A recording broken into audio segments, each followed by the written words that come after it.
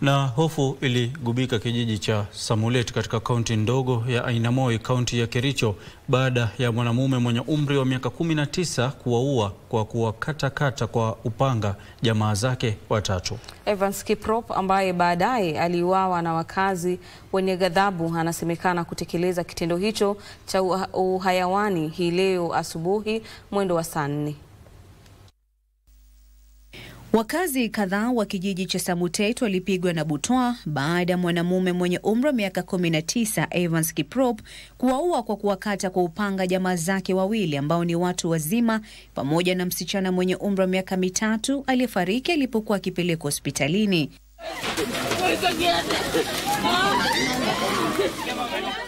Kwa mujibu wa kamishna wa polisi kaunti ya Kericho James Ngetich, mshukiwa alianza kwa kumshambulia shangazi yake mwenye umri wa miaka 70 nyumbani kwake kabla ya kumgeukia shemeji yake ambaye alifika kumsaidia mama huyo.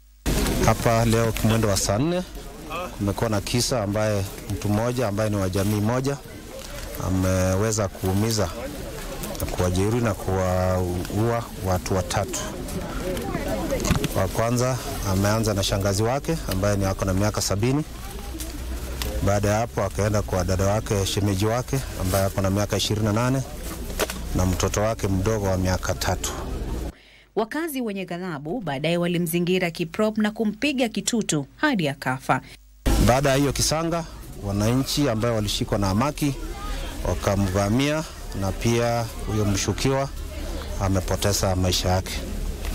Ile kitu ningesi wananchi ni kwamba kama familia iko na changamoto, jamani, familia ikae chini iweze kutafuta suluhisho.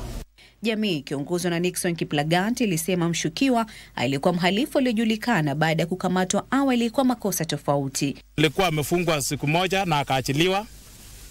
Huyu kijana ndugu yake tena mwingine, kuna siku nikakuja nikachukua yeye hospitali kwa sababu ya madawa za kulevya. Na hata hako hapa na hawa wananchi wanasema ya kwamba hata huyu atolewe kwanza aende akiendanga, si ndivyo? Asikae sababu we feel insecure.